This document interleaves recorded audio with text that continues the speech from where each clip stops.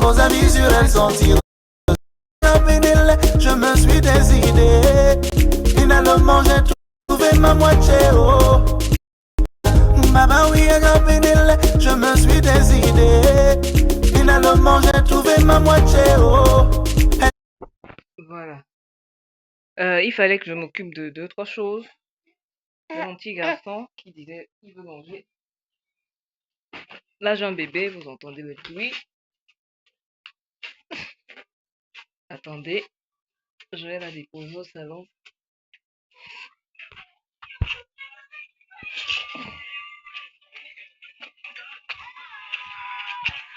Attends, Junior, tu peux t'occuper d'elle, s'il te plaît.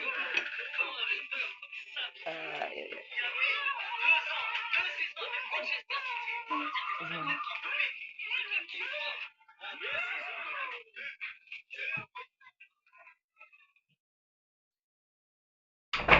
Bon, je disais tantôt que, ouais, Dodo va manger là-bas. Va manger là-bas. Sors, fais vite.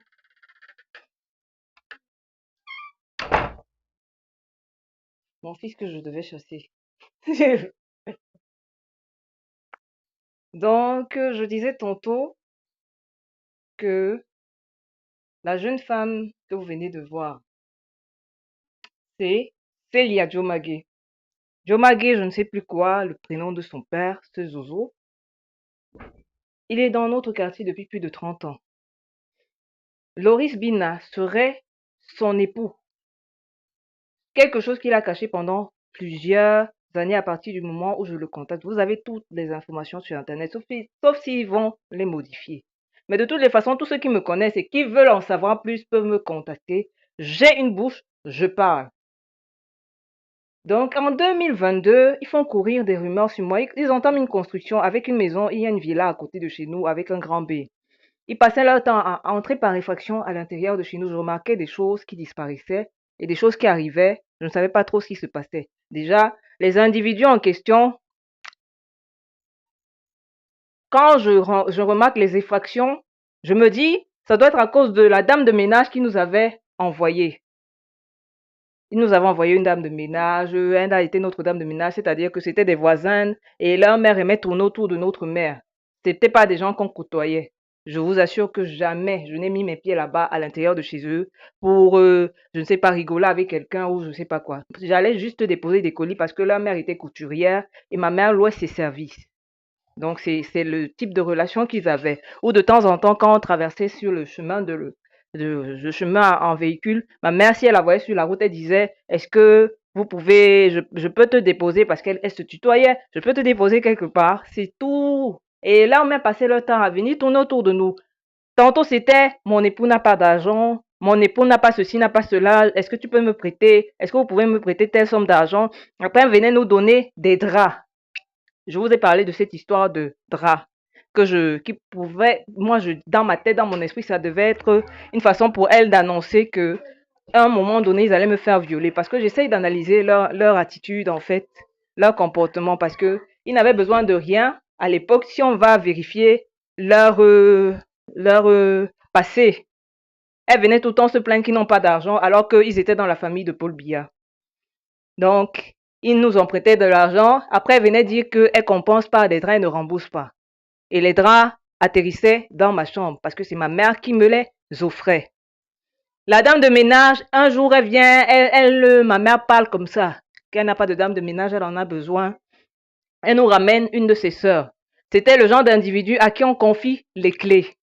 C'est-à-dire que ma mère pensait pouvoir aveuglement lui faire confiance. Tellement ma mère, je vous assure, c'est une perle, c'est une femme magnifique, mais elle est naïve.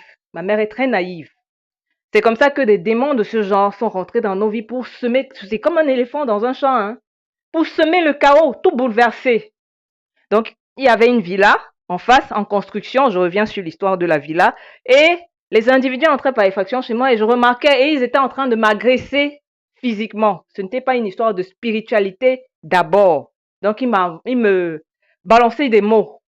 Ils ont Il me balançait des mots, des insultes. J'avais droit à des insultes. Et on me balançait il secouait des téléphones, il montait et descendait sur l'allée parce que ma mère a son bureau juste à l'arrière de chez nous, au niveau de l'entrée de chez nous, m'agitant des téléphones portables comme ça. Je ne savais pas trop ce que ça signifie. Peut-être que ça entrait avec cette histoire de cyberespionnage.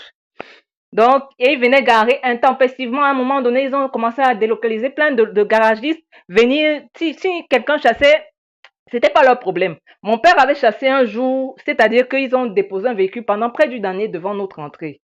Près d'une année, c'est-à-dire que si on vous pique quelqu'un au hasard dans le quartier, sauf s'il ne s'en souvient plus, mais cette voiture était remarquable, identité remarquable. Qu'il pleuve, qu'il vente. Ils étaient même allés m'accuser d'avoir cassé la vitre. Bon, je pense que là-dessus, certaines personnes ne peuvent pas oublier cette histoire parce qu'ils étaient allés m'accuser chez un de mes cousins d'avoir cassé la vitre de ce véhicule. Donc, ça m'étonnerait que les gens oublient. C'est les gens dont je parle là. D'autres même peuvent avoir vu ce véhicule avec la vitre cassée. Parce que c'était bien une identité, quelque chose de remarquable, un objet très remarquable devant notre entrée. Il mentait qu'ils ne se connaissent pas. Il y a au moins 3 garages qu'ils ont installés. C'est-à-dire que pas oublier propriétaire de garage, hein. Jusqu'au garage Chichi Garage, qui est là-bas à l'Omnisport, près de l'entrée de la polyclinique Sendai. Ces gens sont des serpents. Si je rentre dans les détails, on va faire 1 heure ici. On va faire 1 heure. Non seulement ils utilisent la sorcellerie, mais ce sont des pros de la simulation. Ce sont des terroristes, des criminels de haut vol. Des criminels de haut vol, ce n'est pas le petit niveau, c'est le haut niveau. Des trafiquants de drogue. Ça, c'est une histoire qui remonte à plus de... J'ai entendu ça récemment dans les... Ça va faire peut-être... Je n'étais même plus la petite copine de Bina. Je vous ai dit, on a une relation très platonique entre 16 ans et 18 ans. C'est-à-dire que j'apprends ça après. J'entre à l'université, je suis en des années de... Comment on appelle ça? De faculté, journalisme à l'ESTIC.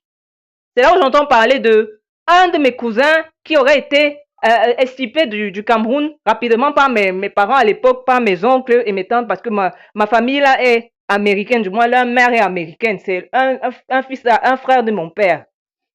Parce que il le côtoyait à un moment donné, Franc-Billard, là-bas dans un lycée, je vais taire le nom, parce qu'en ce moment ils font courir les rumeurs, Franc-Billard était dans tel lycée, alors que on connaît où il était. Bon, et il tournait avec le fils de Mendoza Gervais. Il paraît qu'ils ont rapidement incipé, et c'était des histoires que mes oncles aussi racontaient. Ils ont rapidement envoyé d'abord mon cousin en France. Ensuite, ils l'ont envoyé dans la famille de sa mère, qui est américaine, pour que tout lien avec cette famille Bia soit coupé. Ce cousin-là, je ne l'ai jamais vu avec mes 2 yeux, hein, mais il vit bien aux États-Unis d'Amérique depuis que je suis né.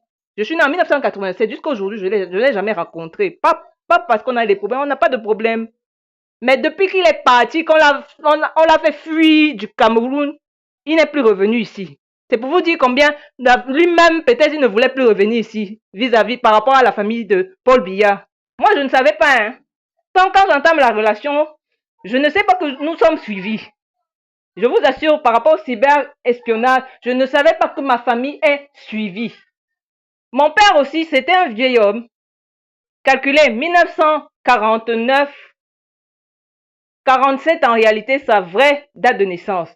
1er août 1947. Les années, quand j'avais 16 ans, calculé, moi je suis né en 1987. Calculez, moi je n'ai pas le calculatrice, s'il vous plaît, calculez.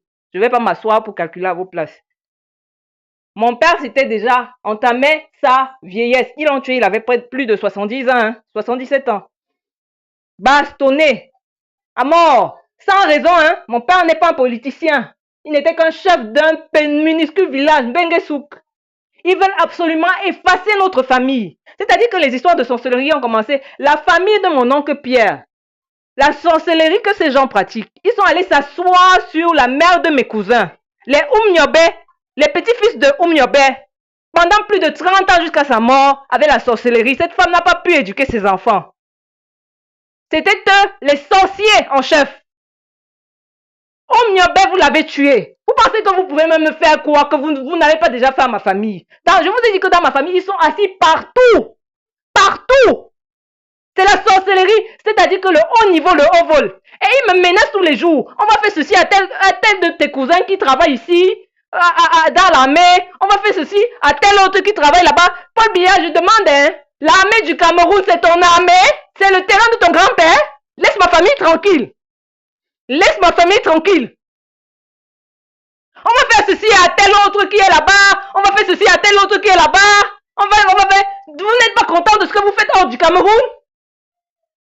Vous allez partout, dans les pays des gens, faire le terroriste. Vous tuez les gens impunément depuis plusieurs années et vos enfants ont repris votre suite. Vous n'êtes pas content? Ça ne vous suffit pas. Ils ont commencé les histoires de monter, descendre, me tirer. Je vous ai dit monter, descendre, me tirer la langue, se rire de moi. Et quand j'ai commencé à réagir, parce que vous savez qu'un être humain, quand il a agressé, il ne réagit que de la même façon qu'il a agressé.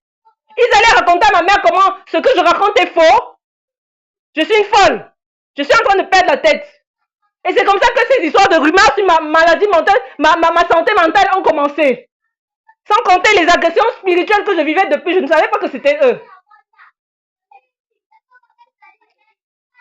Célia, je te maudis. Je maudis toute votre famille. Paul Biya, tu es maudit depuis ta naissance. Tu disais que personne ne va rien te faire. Parce que tu as tué tous les UPCistes. Tu es venu t'asseoir dans notre famille. Je te jure sur mes ancêtres, tout ce que tu as tué. Qu'on va te faire. J'attends ton article, je ne sais pas combien là. Je ne suis pas énervé, hein, chers amis, je suis très calme, j'ose juste le ton. Tu m'as fait défiler des terroristes. Je vous assure que des terroristes, des djihadistes, j'ai vu des terroristes, ils ont amené des terroristes devant moi. De gens que... ils ont même installé des terroristes sur notre cour. Le genre de terroriste que... Si tu rentres à la maison raconter à quelqu'un que j'ai vu le terroriste ici, il va dire que « Oh, tu es folle !» Après avoir semé les rumeurs sur ma personne. Je ne suis pas la première dans ma famille à avoir été piratée. Donc quand je commence à constater les effets du piratage, c'est là où j'entends les rumeurs sur les autres. Je commence à constater que chaque fois que je veux filmer ces gens en action, en pleine action, les images disparaissent. Pourtant je vérifie les vidéos, hein. Les images ne font que disparaître. Je vous ai parlé de mes emails modifiés. Alice comme c'est leur complice. Tiroma Issa Tiroma Bakari, c'est leur complice. Kam Tomori, c'est leur complice. Ils ont installé depuis plus de 30 ans leur complice autour de nous, de chez nous, à Biémassi. Je vais devoir baisser le ton parce que je commence à avoir un chat dans la gorge. Je vais me mettre à tousser. Je vous assure que même à Edea, les gars viennent louer dans nos familles la location.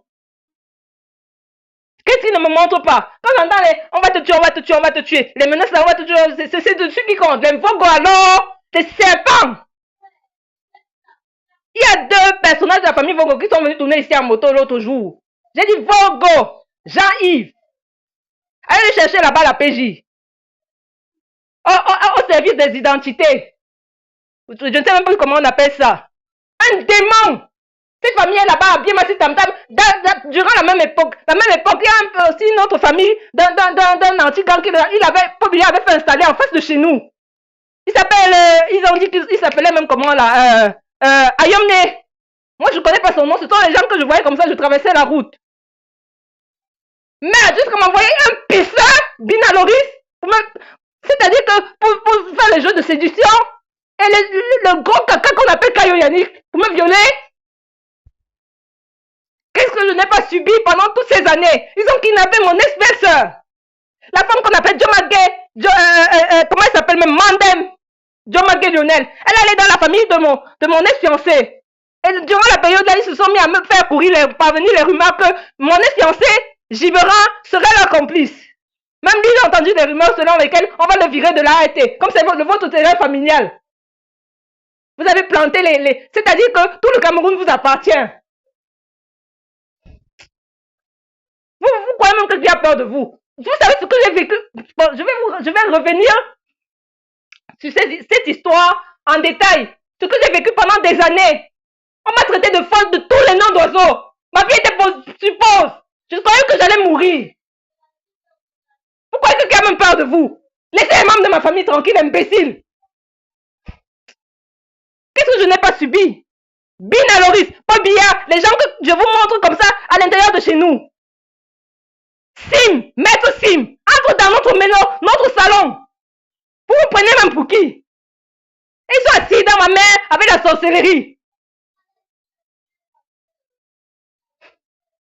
C'est les Domaguen, même si personne ne connaît ton nom au quartier, au moins ton visage on le connaît. Cette pétasse.